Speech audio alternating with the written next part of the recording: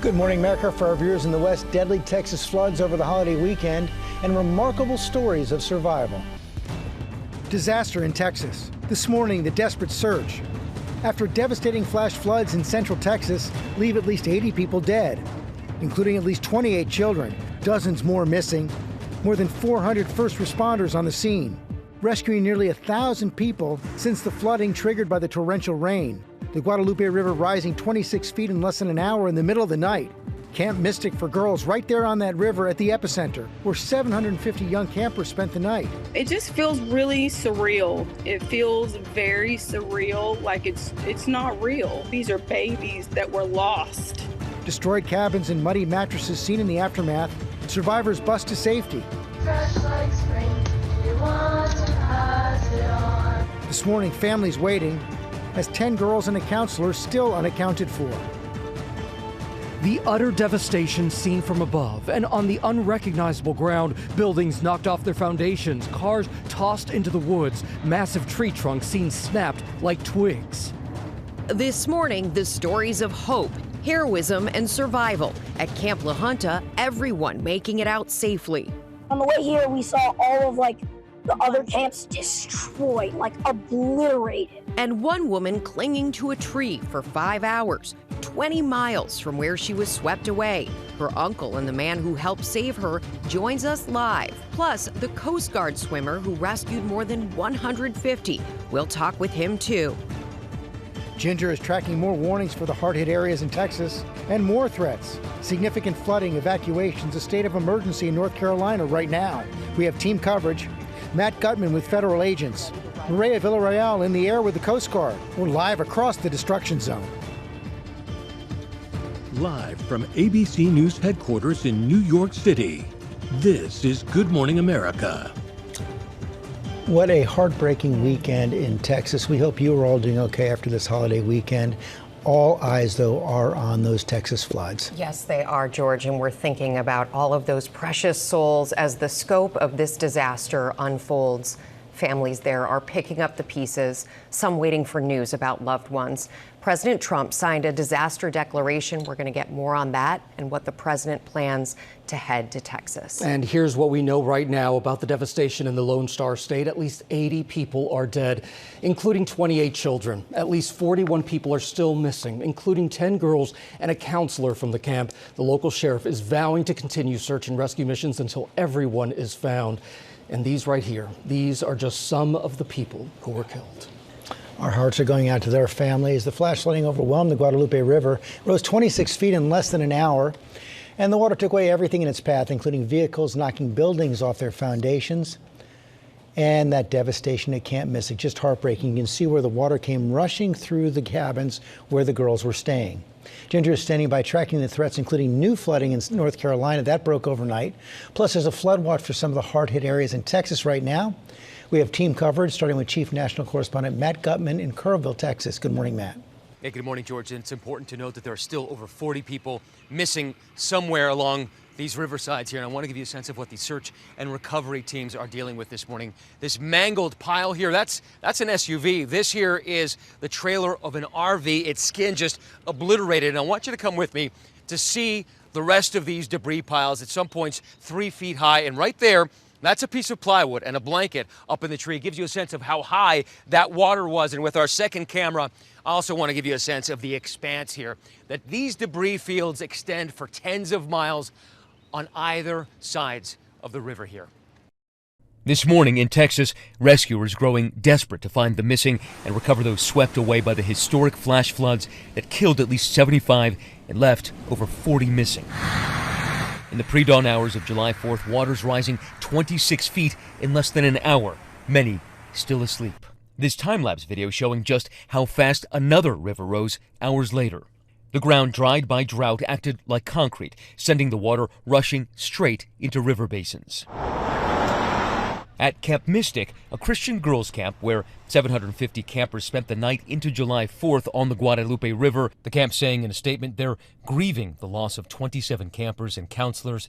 Our hearts are broken. 10 campers and a counselor still missing this morning.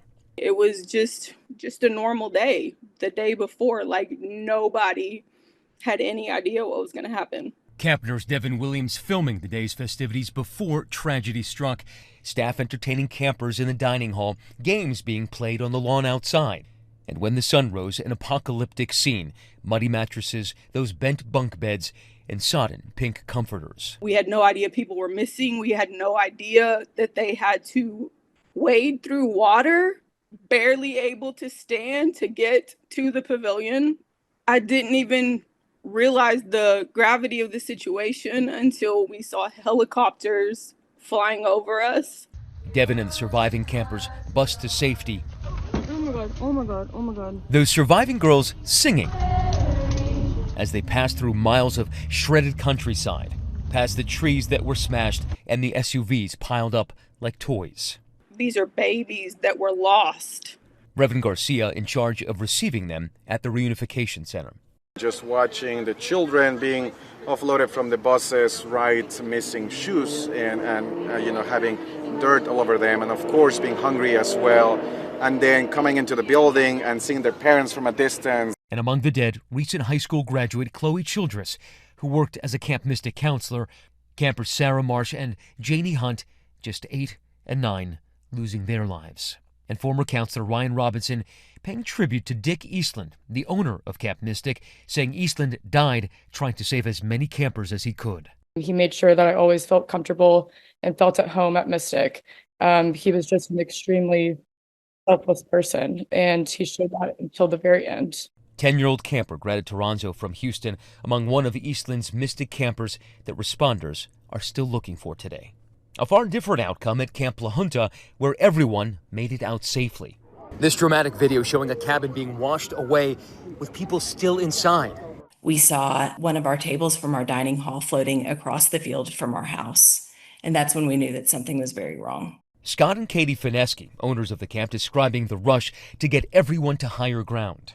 Our counselors were amazing. They had the kids climb from their bunks up into the rafters, which were very secure, and hold the kids tight there. They kept them incredibly calm. I had a firsthand view of the flood, and my brother here, he had to swim out of his cabin.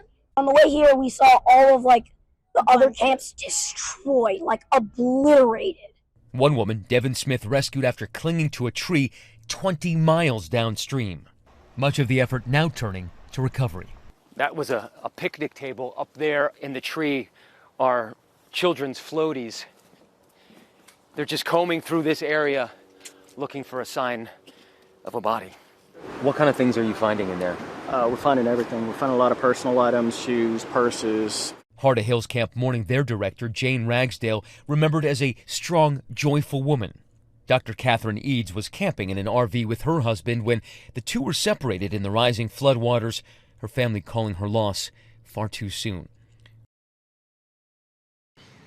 And families and people on the ground here also asking about that emergency alert system. Were people given adequate warning ahead of those flash floods?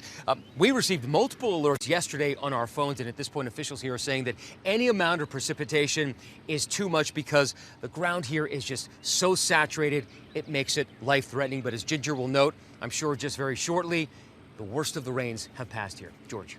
Okay, Ahmed, thanks. We want to get more now on the rescue operations underway. Crews are searching the flood zone, the ground and the skies, looking for survivors. Maria Villarreal spent the day in the air with the Coast Guard. Rebecca, last night I spoke with a family that is looking for 5 missing people. They were actually camping right here on the Guadalupe River when those flood waters came through. They tried to escape. Many of them didn't make it. At least one survived. But the floodwaters were so heavy, were so powerful that it caused all this damage. Look at all this debris. They know that finding their loved ones right now, it is not looking good. But they are hoping with all of the resources in the air and on the ground that somehow a miracle unfolds here in Kerr County.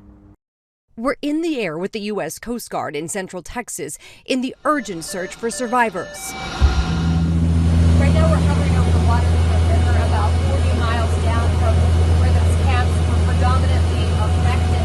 This is where a lot of the debris has built up in this area. The search made even more difficult by the dense forest below. A plane uniquely equipped with this key life-saving technology seen here in action. helping the operator pinpoint any potential survivors. Talk about the importance of the technology on this particular plane that maybe differs from what we're seeing out there. We got a FLIR camera on the front of the aircraft. It is a very good camera that we have, and is also an infrared camera, so we can find heat signatures, things like that. More than 400 first responders from 20 different agencies helping rescue nearly 1,000 people since Friday. This video released by the San Angelo Police Department capturing a series of daring rescues on July 4th as water levels rose above entire homes. Harrowing stories of survival shining through the debris. Amanda Sue Jones, her husband, and 4 kids evacuating moments before the worst of the flooding hit. As soon as it started coming out of the banks and going into some of the grass, that was when we decided to evacuate. From the time we crossed the bridge to when everything's getting swept away was, probably 10 minutes. It was an absolute force of nature that I've never witnessed before. As the saying goes here in Texas, everything is bigger, including the search area. Listen, we are talking about a search area that includes 4 different counties. That is a lot of space here in the Hill Country. One team told me as they were looking through the debris, it took them more than 2 hours to go through one of these giant piles. Definitely not an easy feat, and it's a very meticulous job that they have to perform. As the sun rises here in Kerrville, teams will get their assignments and they will go back out for yet another day of searching, hoping to find any of the missing. Gio. Just awful in every way. Mireya Villarreal, thank you for that report. Let's go ahead and bring in Ginger, because Ginger, this same area is still under a flood watch today. Yes, and I want to remind everyone, this is an area of our country, in Hill Country up to Texas, that is known as Flash Flood Alley.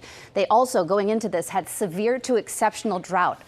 Now, obviously, we've had a ton of water, so that's going to play a part in the flood watch that is still up until 7 p.m. It includes the same areas that were hit, but also San Antonio and Austin. Overall, this is for 2 to 4 inches. Locally, up to 10 inches, guys. So this is a big deal the next 24 to 36 hours. A very big deal. And Ginger, how did this even happen? So much rain falling in such a short time. Right. Well, part of the problem is what we call an MCV, mesoscale convective vortex. It's a really slow moving system and it's stuck. There's not a lot of steering winds to get it out of there. And then there are 3 sources of moisture from the Pacific, from the Gulf, and actually from remnants of Barry. That was a storm that hit Mexico more than a week ago. So put all that together, it's like having a kiddie pool and turning 3 faucets on all at once. And Matt Gutman, in his report, he was telling us there are questions on the ground right now about these warnings and when they went out. What do we know? Yeah, we know from the AP, they said the National Weather Service offices there were more than staffed. They were staffed extra, actually, which is normal. The National Weather Service confirming to us that that's called surge staffing ahead of a big event like this.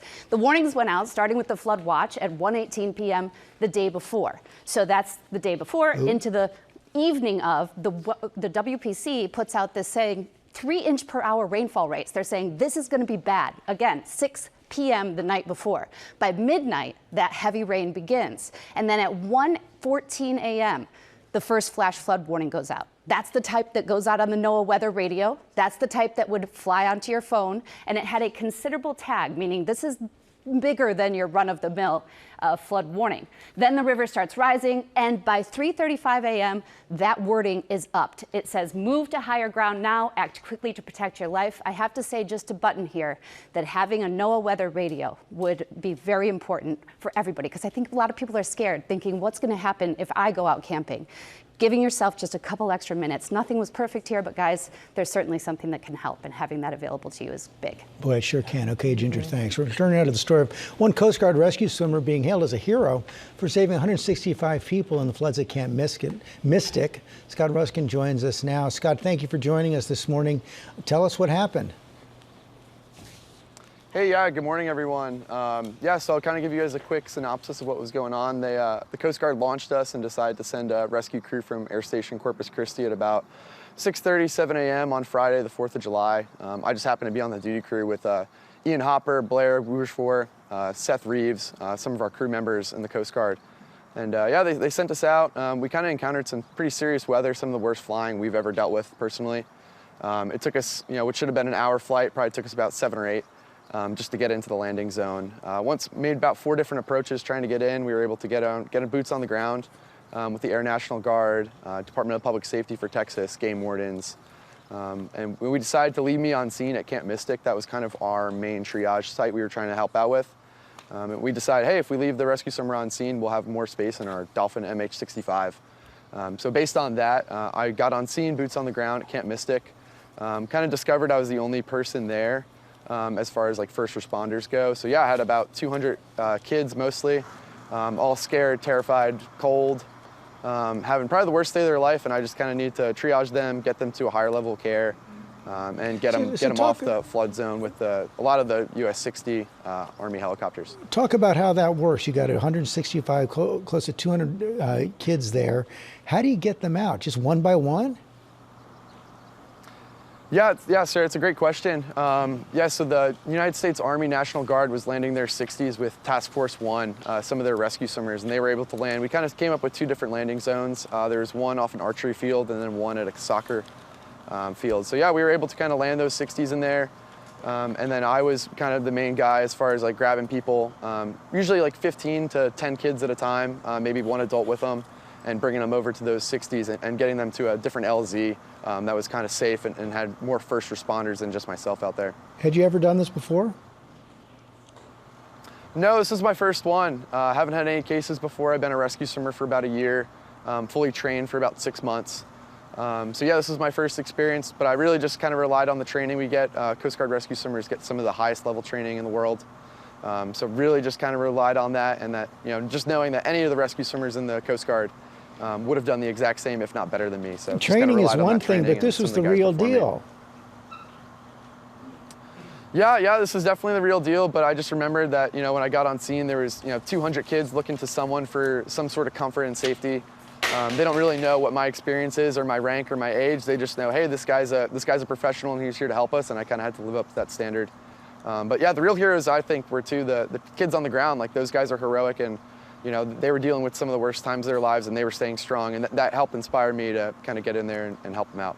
Well, you sure stayed strong as well. Thank you for joining us this morning.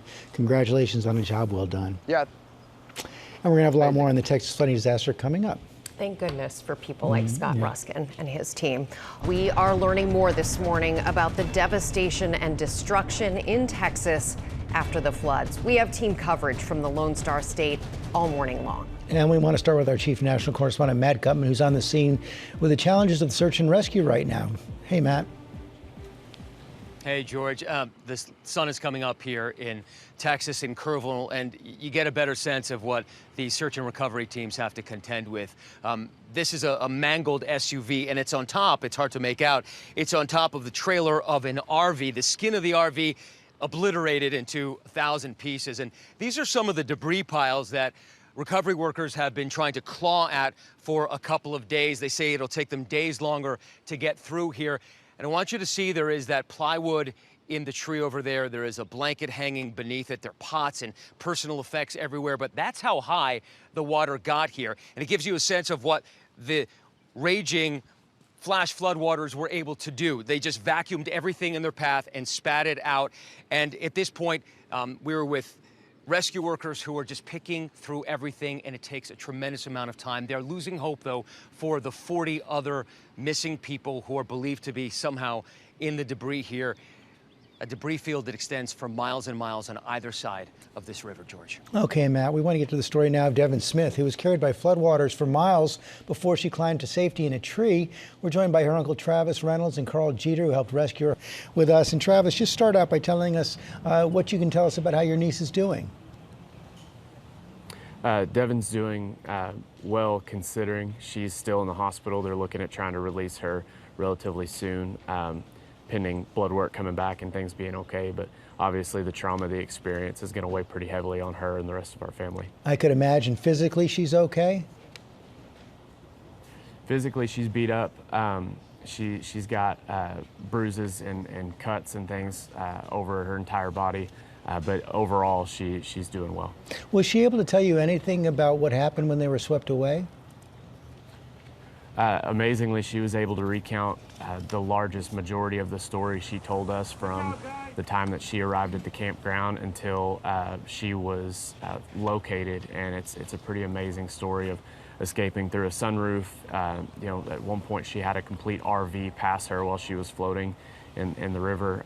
Just an amazing story of survival for sure. It's just incredible. Carl, tell us what you went through at the moment. When did you first hear Devyn calling for help, and then what did you do? Well, we were trying to make sure that we had an escape route. Our home is only 75 feet off the Guadalupe, but we're 26 foot in the air. And so we were kind of across the street when I finally realized that the floodwaters had stabilized and were maybe beginning to go down. I waded in, walked up on my deck, and that's when she began to scream to me from the tree in front of our house. So she saw you, and then were you able to see her or just hear her at first? Well, at first I could only hear the screams, and I thought she was in the water. I thought she was actually in the river. It sounded like the voice was moving, but I finally was able to hone in and spot her in the tree. And we got binoculars to look and make sure we knew what we were doing. But I just called out to her and told her that, you know, hey, I see you. I've spotted you. We're going to get you help. Hang on. You know, we're going to get you out of this. Well, you sure kept your head about you as she was going through that horror. Travis, your whole family must be so grateful to Carl. Absolutely. Just a miracle. I mean, the fact that they were able to find her and get her help and keep her calm, and then caring for her after as well. We're extremely grateful to that family and the rescue workers that took care of Devyn. Travis, do you have any information on the 5 of your family members who are still missing? As of today, we don't. My brother and sister-in-law, and then Tasha and Joelle and Kendall, which are all family to us, are all still currently missing. When we conclude here, we're actually going to go and see where we can assist with rescue efforts and help search. But as of right now, we still are missing them, and we're just praying today that we get some good news and get to bring them home. We are joining in those prayers. Thank you both for joining us this morning. Rebecca? Truly remarkable there. All right, George, thank you. We're going to turn now to Washington, where the president signed a disaster declaration. Our senior political correspondent, Rachel Scott, is at the White House with the latest. And Rachel, the president plans to head to Texas this week. Yes, exactly, Rebecca. That's right. Good morning to you. The president says he will likely be heading to Texas on Friday. We know the administration is closely monitoring this situation. The president has been in close contact with Texas Governor Greg Abbott. Also on the ground there, his Homeland Security Secretary Kristi Noem. She said, speaking to reporters, that the administration is now working to upgrade the system that the National Weather Service uses to help with some of those advance warnings, Rebecca. Yeah, a lot of people looking at that right now. Rachel, there's also the trade war looming in the background. They've got the deadline this week. The administration is warning that countries need to make trade deals with the U.S. or their tariffs will snap back to those higher rates.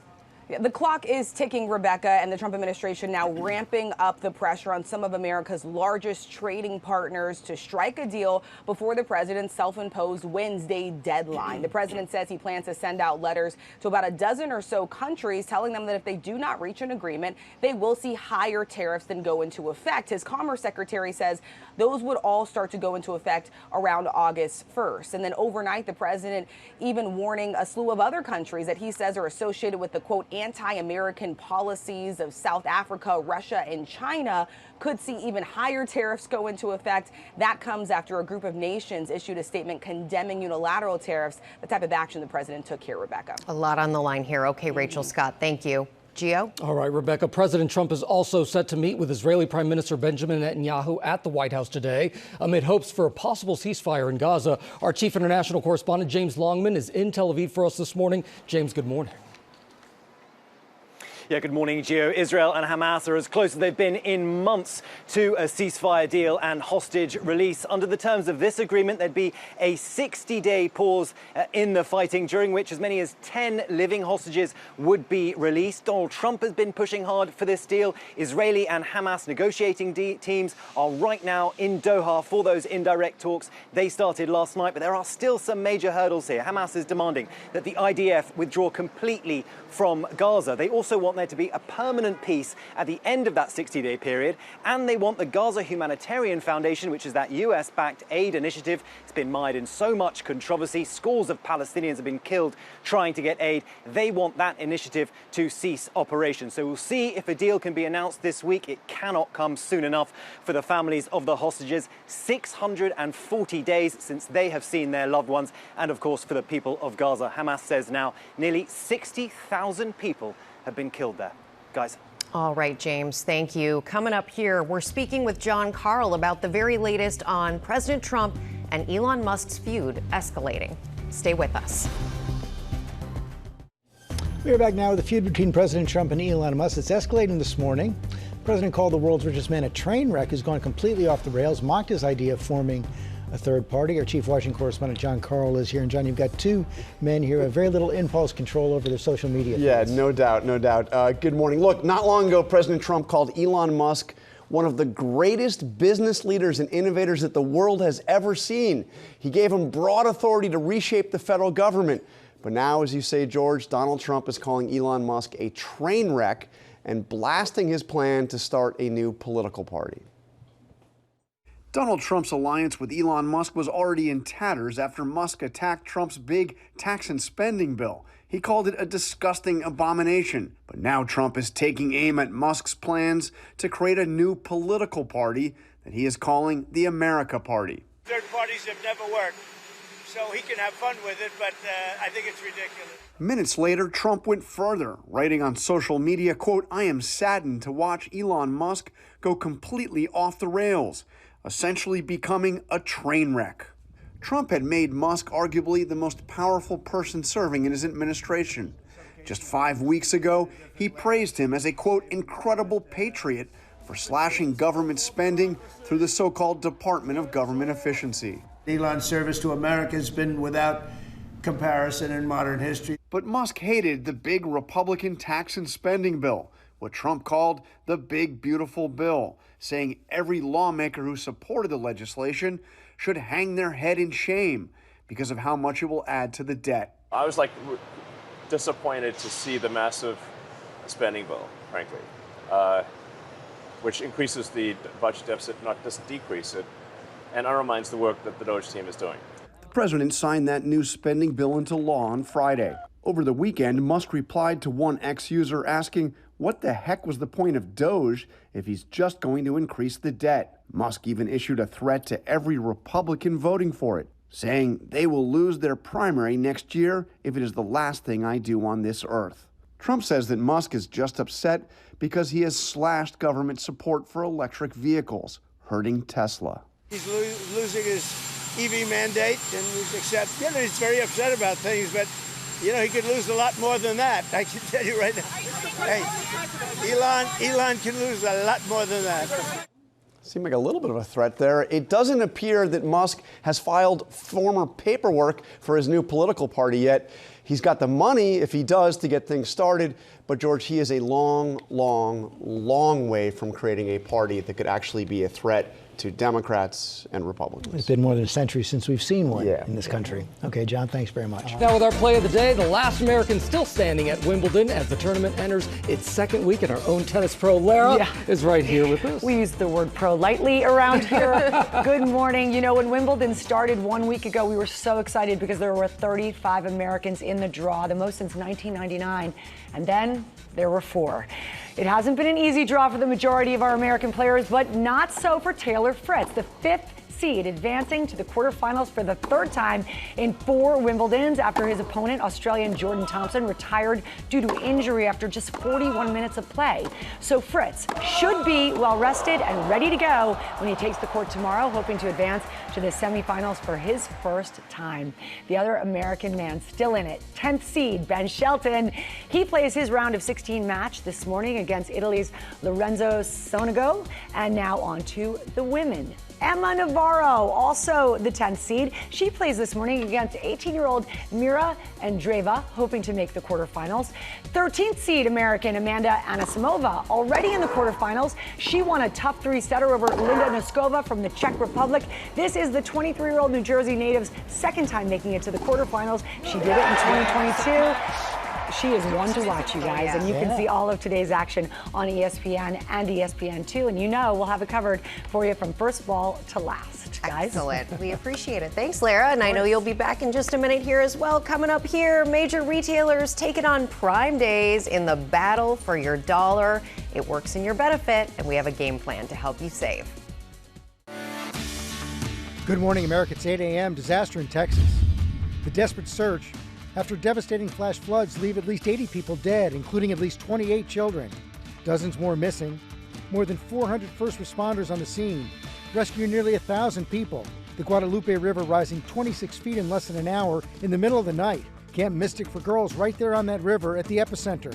750 young campers spent the night there. It just feels really surreal. It feels very surreal, like it's not real. These are babies that were lost. Destroyed cabins and muddy mattresses seen in the aftermath. Survivors bust to safety. This morning, families waiting as 10 girls and a counselor still unaccounted for. Plus the stories of hope, heroism, and survival. This morning, significant flooding, evacuations, a state of emergency in North Carolina right now. We're there live as Ginger tracks that and more warnings for the hard-hit areas in Texas.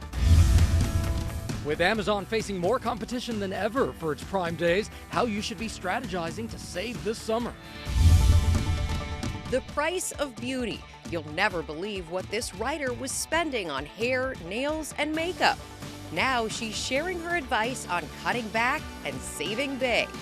I was getting kinda used to being someone you love. And Louis Capaldi is here performing live, and he's saying, "Good morning, America." Live from ABC News headquarters in New York City, it's Monday. Good morning, America. Lots of fans here for Louis Capaldi. I'm sure a lot of people at home cannot wait for his performance as well.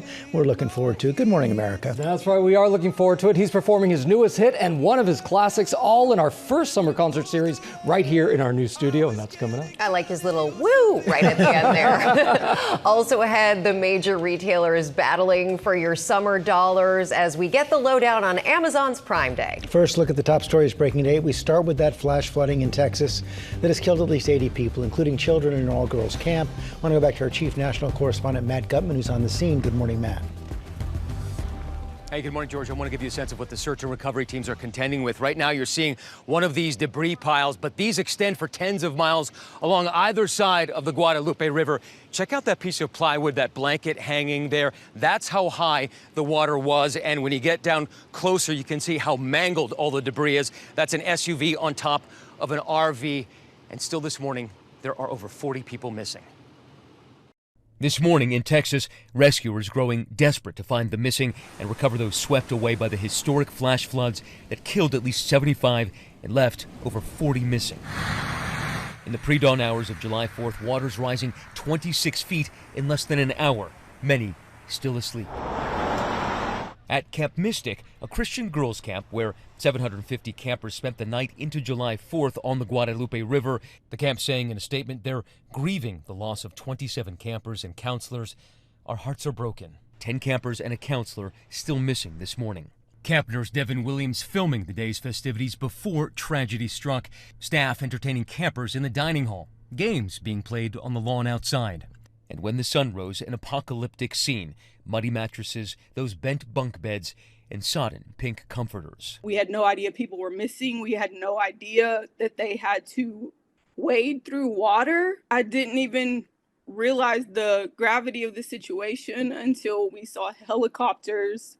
Coast Guard swimmer Scott Ruskin speaking to GMA just moments ago. I had about 200 kids mostly, all scared, terrified, cold. Having probably the worst day of their life, and I just kind of need to triage them, get them to a higher level of care. And among the dead, recent high school graduate Chloe Childress, who worked as a Camp Mystic counselor. Campers Sarah Marsh and Janie Hunt, just 8 and 9, losing their lives. 10-year-old camper Greta Toronzo from Houston, among one of Eastland's Mystic campers that responders are still looking for today. A far different outcome at Camp La Junta, where everyone made it out safely. This dramatic video showing a cabin being washed away with people still inside. This camp t-shirt found miles away. We saw one of our tables from our dining hall floating across the field from our house, and that's when we knew that something was very wrong. Scott and Katie Fineski, owners of the camp, describing the rush to get everyone to higher ground. Our counselors were amazing. They had the kids climb from their bunks up into the rafters, which were very secure, and hold the kids tight there. They kept them incredibly calm. At this point, families and people on the ground here are asking about the emergency alert system. Were people given adequate warning before those flash floods swallowed up entire communities here? The good news is the worst of the rains have passed. Rebecca. All right, that's an important question, and we're thinking about all of those little souls there. Matt, thank you. We want to get more now from the ground in Texas, and joining us now is Micah Hatfield from our Houston station, KTRK. Micah, our hearts are with all of you there this morning. Good morning. Hey, good morning, Rebecca. It is a devastating scene here in Kerrville this morning. We've seen a number of first responders moving throughout the city. Another long, difficult day ahead for them. We were able to catch up with a man who lives just a couple of blocks off of the river. He told us that he hopes they work until they provide answers to every family and give them the answers that they deserve. He was brought to tears looking at this park that we're standing in right now, just off of the Guadalupe River. He said it was once beautiful, and now it is quite the opposite. He was brought to tears talking about the strength of the water, the sounds that he heard on Friday morning. And just to show you the strength of this water, look at this mangled metal sign. It shows you just how difficult of a situation that these victims and people along the river were dealing with, Gio. It really is so difficult. Micah, thank you so much, and thanks to all of our team members there at ABC 13 for doing such important work this morning.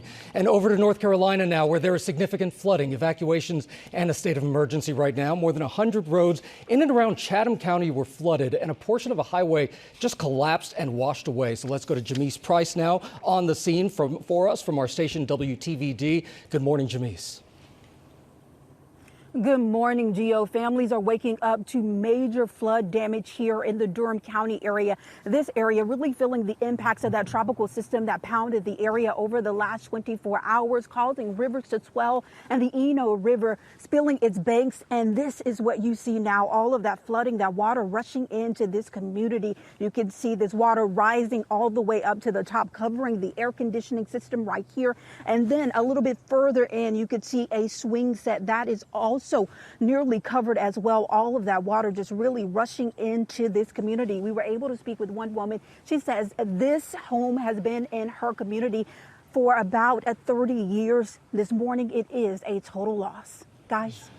Okay, thanks very much. Coming up in our GMA morning menu, we're breaking down a game plan for summer savings, biggest sales events of the summer, 4 big Prime Days, and how other major retailers are getting into the game. George, you're very excited about that. Plus, the high price of beauty, how one woman gave her a routine makeover, saving thousands of dollars a year. She'll share her advice for cutting back. Plus, Becky Worley is right here to try before you buy weighted vests. Look at those right there, set to help you burn more calories during your workout. And Lara is with Louis Capaldi and some of his biggest fans. Hey, Lara. Hi, yeah, we're just catching up. So happy that Louis Capaldi is with us today. Some of his biggest fans are here, myself included. He is our first summer concert performer in our new home. Thank you so much for doing this. We're looking forward to it. He is one of our favorites, and he's coming up on GMA.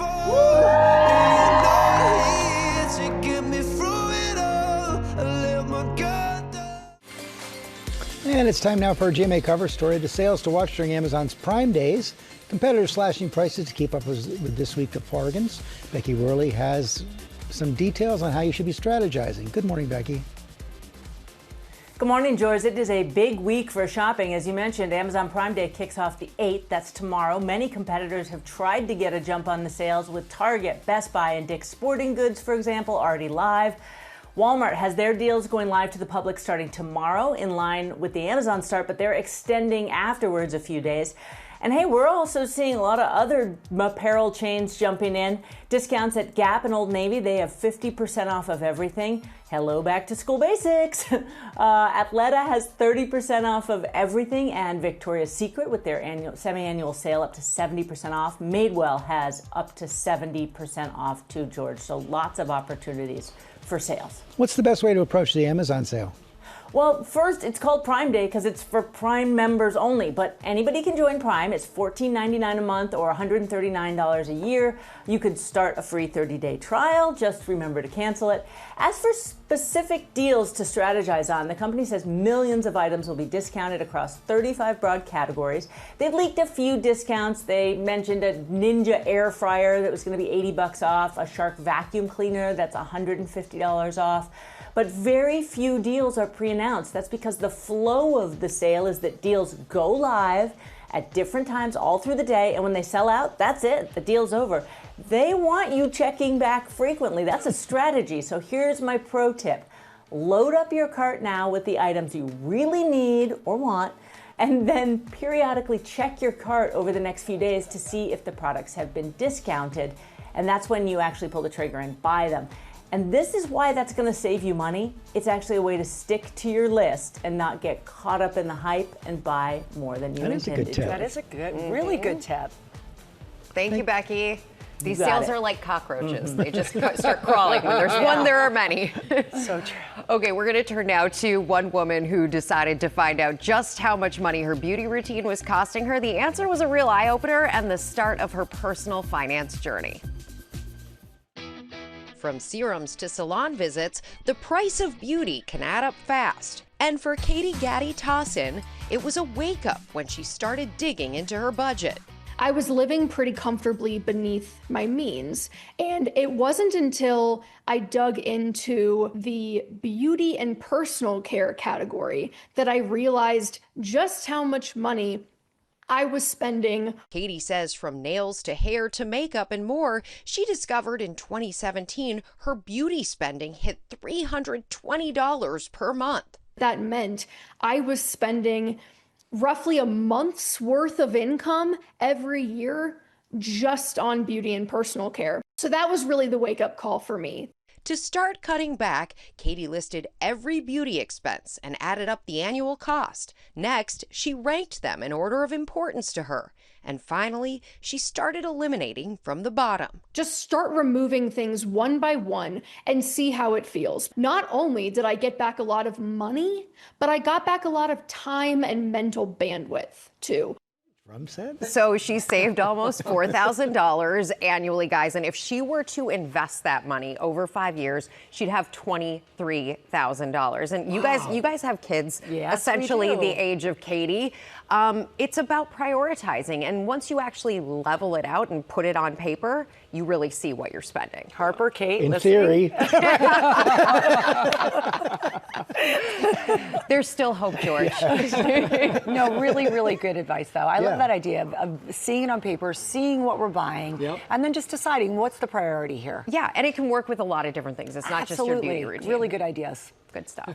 How about some pop news? Oh, yeah. You guys ready? There's a lot going on. We're going to begin with our friend Jennifer Aniston, our favorite friend, if you will. And she's revealing new details about her hit series, The Morning Show. Aniston just talked to People magazine about the upcoming 4th season, and it sounds like it's going to be a doozy, guys. Jen says, get ready for a complicated, emotional ride, adding, quote, let's just say, it's not Friends. She also says, in addition to starring in the show, she and co-producer Reese Witherspoon are extremely involved in every single aspect of the production. The 10-episode 4th season of The Morning Show premieres Wednesday, September 17th on Apple TV+. I can't wait. It's great TV. Yep. Hey, in music news this morning, let's call it the Champagne Supernova of reunions. It officially kicked off. Oasis, their comeback tour over the weekend. Liam and Noel Gallagher on stage for the first time in 16 years, performing their hits like this one at the sold-out show in Cardiff, Wales. They played crowd favorites, including Supersonic and, of course, Wonderwall.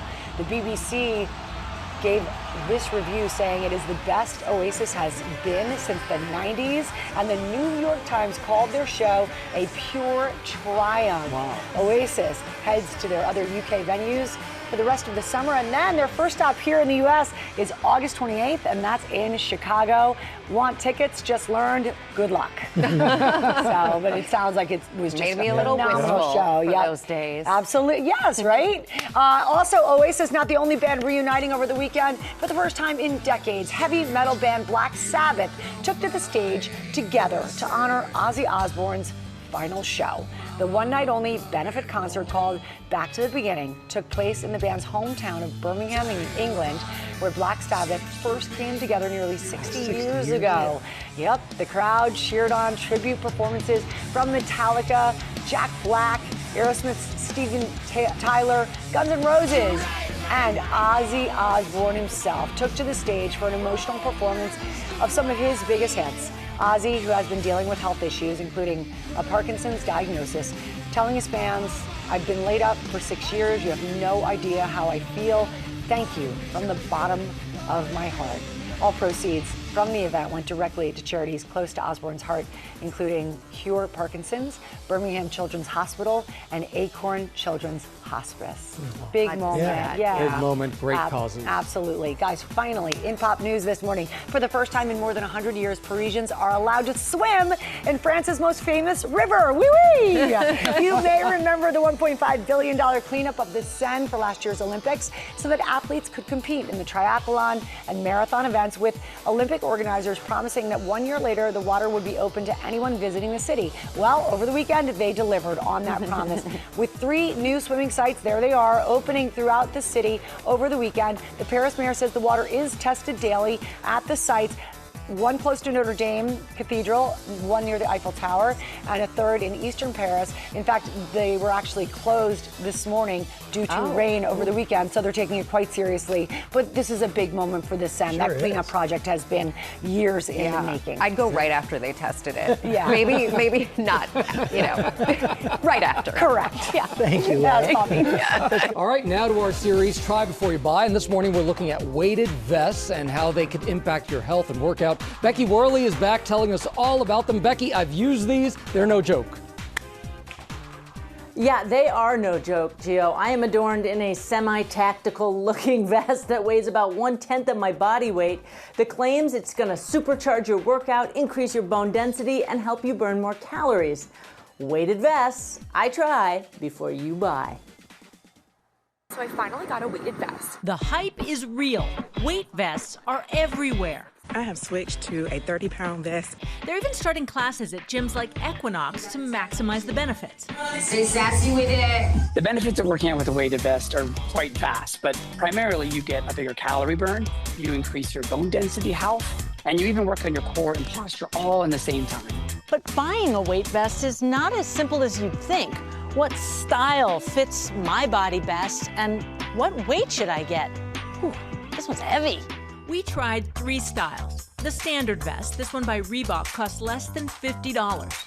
This is a one-size vest, and while it's comfortable, it's not tight enough on me. I can't get it any tighter, and so all the weight is hanging off my shoulders. The X-Style vest, this one by Empower, is touted as being better for busty women. Doesn't smush your girls. Really comfortable. And the Rucking Style vest, this one from Go Ruck, is the priciest that we tried. This is the military style vest with plates inside it and hood. I'm definitely feeling a little smushed though. Then there's the weight question. If you've never used any weighted products before, we always say start with about 5% of your body weight. That's a good, safe place to start, and then build up from there. And something else to consider, there are adjustable weight vests. So you can start with a lower weight and work your way up to, say, 20 pounds. Now, if you have neck or back problems or arthritis, more weight may put strain on your joints. Also, if you're pregnant or you have weak bones or heart and lung conditions, you should probably talk to your doctor before using these vests. Now, the things I learned, this tactical vest is really good at spreading the weight all through my back and shoulders. That X shape is really popular with women. And I like the idea of adjustable weight options. You might start at a lower weight and work your way up to something heavier, but you don't really want to have to buy 2 vests. Everything you've just seen in the piece and on set and that I'm wearing is shoppable on our website, Gio. Yeah, and Becky, we know that you're the ultimate biohacker, and you gave these all a try. So was there a difference in your workout with them? You know me, Gio, I'm such a data geek with all my exercise trackers and everything. So I did keep an eye out for any big quantitative differences when I was wearing the vest. It wasn't a huge jump in calories burned, but without a doubt, I was more tired when I wore the vest, especially after doing a 4-mile hike with this 20-pounder. I was gassed, but like in a good way. I'm tough. I can do hard things. Do you like yours? I do like it. I don't use it as much as I should. I don't use it as much as I should. Same boat, yeah. Thank you, Becky. That was awesome. Go take a walk now that you have it on. All right. We are with best-selling author Molly X. Chang, the author of our GMA Young Adult Book Club pick for July. It's called The Nightblood Prince, and she's bringing her top recommendations for the best books for your beach bag this summer. Molly, good morning. Good to see you here. Hi, Thank you so much for having me. Tell us about The Nightblood Prince. Yeah, so The Nightblood Prince is basically Helen of Troy meets Mulan with vampires. Basically. What more do you need? That is an incredible description. Thank you so much. It basically is where this peasant girl, she is prophesied to one day unite a warring continent, and she has to choose between two very dangerous but very hot princes. Hot, very hot princes. I mean, it's tough. Dangerous and hot. Nice combo. One of them is a ruthless crown prince who has loved her since childhood, and the other is this immortal who kind of becomes obsessed with her after she saves his life. So yeah, I've wanted to be an author ever since I was 10 years old when my mother bought me the Twilight books to help me practice my English after I moved here from China. So this is the book I've always wanted to write, and I'm just so happy to be here. Well, and that's such an amazing part of your story that you started learning English at 10 years old, but also you started posting these stories online. 100 million readers? Yeah. Like, that's insane. What's that like? What would you tell your younger self right now? Well, I mean, there was a point in my life where I was really struggling with school, and I wasn't sure if I would ever be able to speak English the way my classmates could. So to my younger self, I would say, one day you will be on Good Morning America. Yes. And now I want you to really think about this question that I'm about to ask you. If your story, if your book was taken to the big screen, do you have any actors in mind? I mean, the fact that we're even talking about your story becoming a movie is remarkable, and that you get to sort of imagine the actors or actresses who might bring your characters to life. Have you ever given that thought? Okay, so I don't actually see faces when I write. You don't? I don't. I see colors and I see movements like a water painting. Wow. Yeah, like the reds of a ceremonial bridal gown, the pristine white silk of an immortal who doesn't like to get his hands dirty, or the black and gold armor of a warrior prince who has probably too much blood on his hands. But if I had to choose, there's this Chinese actor called Wang Hedi. His English name is Dylan Wang, and him in the show Love Between Fairy and Devil perfectly captures the color palette and the energy of the character Su Wang from the book. All right, I hope he's listening. Yes. I love that you're talking about energy matching the characters. Very cool. You've obviously given this some thought. Talk about the beach reads, because everybody loves a delicious beach read. What do you think is the recipe to make it great? Well, anything that is page-turning, anything that is fun, and anything that just like makes you happy, because to help you escape from the real world. Do you have any recommendations for people this summer on beach reads? Yes, of course. So there's this author called Safa Tahir. Her most recent book was actually the inaugural Good Morning America book club pick. So you guys have excellent taste here. And her first book, An Ember in the Ashes, it was the first time I saw a woman of color writing about a character of color. And she is the reason that I got the confidence to write about characters who look like me. And her, so Ember in the Ashes is like one of the most beautifully written and page-turning fantasy books I've ever read. And there's also another author called Anna Huang, who I've been reading ever since I was like a teenager. And her most popular book, I think, is called Twisted Love. And I have her most recent book, King of Envy, on my Kindle right now. And that is the book I'll be reading this summer. Really? Yes. Can't put it down? Can't put it down. And lastly, there's this author called Lainey Taylor and this book called Daughter of Smoke and Bone. And I think it's just one of the most beautifully written books I've ever read. Well, those are some great recommendations. Yeah, thank you for coming in. Nightblood Prince is available now, and coming up, Luis Capaldi is going to perform his newest hit for our GMA summer concert. Stay with us. Back now, and so thrilled to have multi-platinum selling singer with more than 30 billion streams worldwide here for our summer concert series, Lewis Capaldi, everyone. We are so happy to see you. And we're going to chat with Lewis in a moment, but right now, he will perform his brand new single, Survive. Lewis, take it away.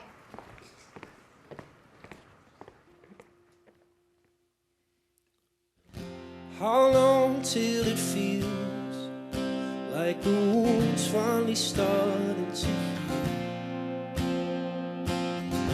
How long till it feels like I'm more than a spoken word? Most nights I feel that I'm not enough. I've had my share of Monday mornings when I can't get up. When hope is lost and I come undone, I swear to God I'll survive. If it kills me too, I'm gonna get up and try. If it's the last thing I do, I've still got something to give.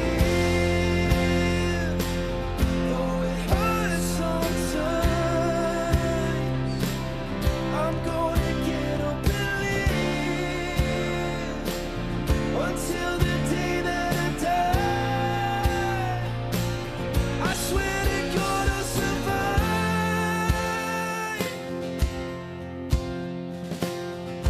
How long till you know that in truth you know nothing? How far will you go to go back to the place you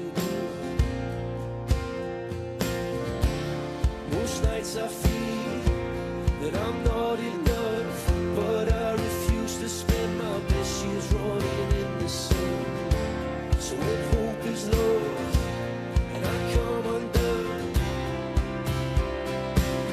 I swear to God I'll survive. If it kills me too, I'm gonna get up and try. Last thing I do,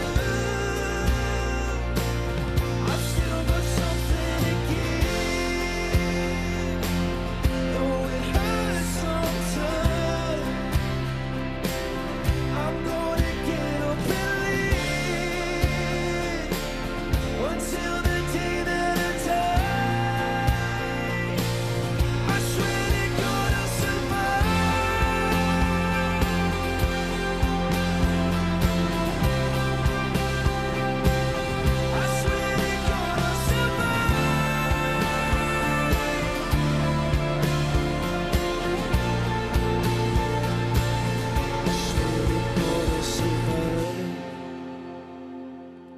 If it kills me too, I'm gonna get up and try. If it's the last thing I do, I've still got something to give. Though it hurts sometimes, I'm gonna get up and leave until the day that I die. I swear to God I'll survive.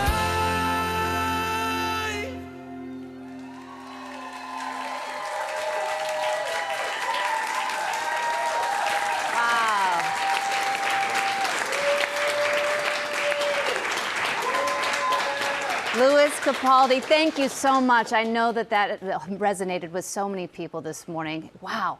I am here in our Glow Up Lounge, by the way, where our sponsor Massage Envy is helping these lucky fans relax with facials, stretching, and massages, which are a great way to help you de-stress and feel more energized. You want a team of skilled professionals to help with your self-care routine, and Massage Envy, it's the place to go. You all feeling good? Because that was pretty amazing to be massaged while Lewis is singing there. Yeah, you can get a good stretch, great facials, and massages. They are all bunch of results-driven skincare services. So everybody's real quiet because it's feeling wonderful, but they are going to be relaxed and ready because Lewis has a next song, so another one coming up.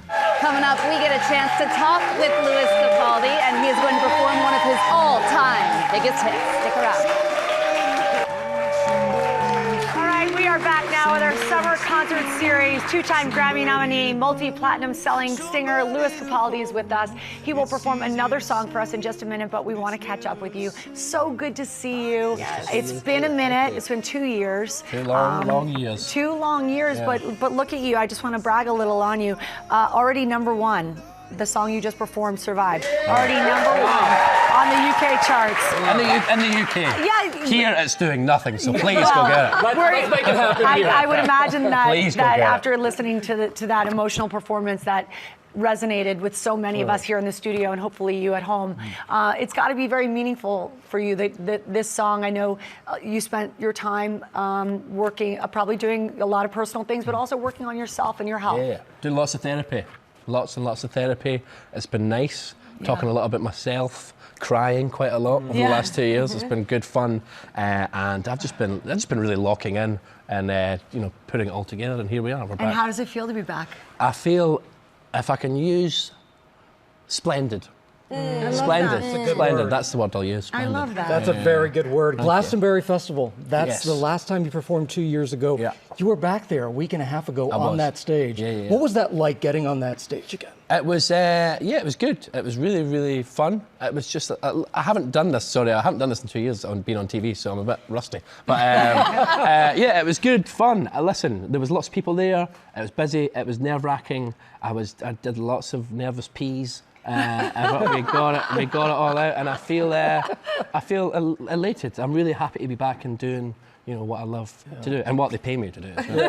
Well, we're thrilled to see you back, and it's such a treat to be here in studio and hear you perform because you really are the real deal. It's real. The voice, it's coming through. Everyone in the audience here today is hearing it and feeling it, and they want more. When are we going to get an album? Oh, I don't know about an album, but hopefully it will be releasing. So I don't know if I'm allowed to say this. I'll say it anyway. Who cares? I'm doing an EP at some point this year, and then album maybe will follow next year, I think. Next year. All right. You're allowed to break news here on TMA. We love it when you do that. That's just in. And another song coming later this summer, even. Yeah, later this summer, and then another song after that, and another song after that until Keep the day I them die. coming. There's so many smiles over here. All the people. Right? New Are we songs. excited to hear that? Yes. And are you guys ready to hear another song? Yeah. You ready? Let's do it. All right, everybody. Here we go with the song that is streaming more than any It's other. the most streamed song ever in the UK. Thank you very much. See, you're Nice not one. rusty. Thank you. Yeah. You got this. Someone you love. Give it up for Lewis Capaldi. Thank you, guys.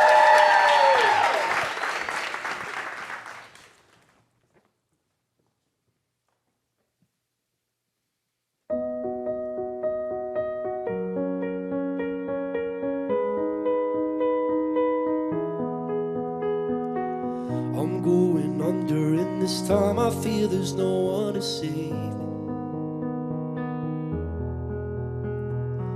This all and nothing really got away, you're driving me crazy.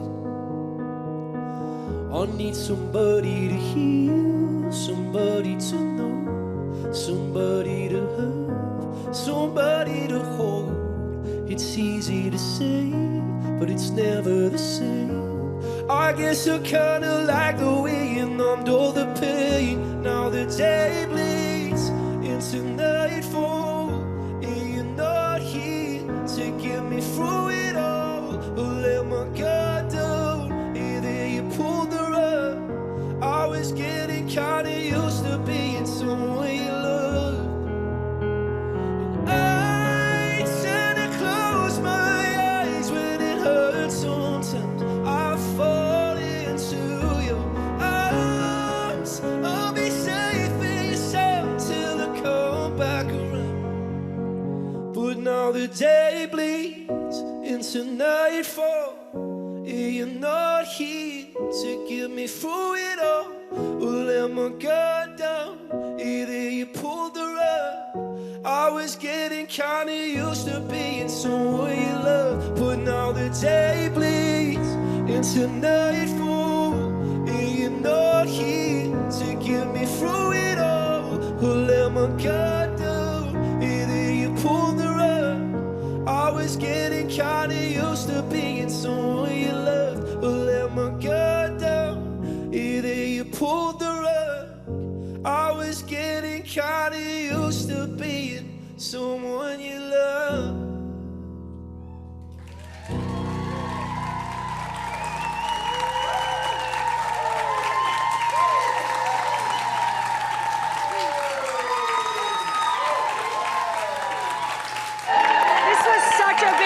Lewis's first TV performance in 2 years in the books. And the you books. nailed it. Oh, yeah. And he's not done yet. He'll be back to play another song on GMA3.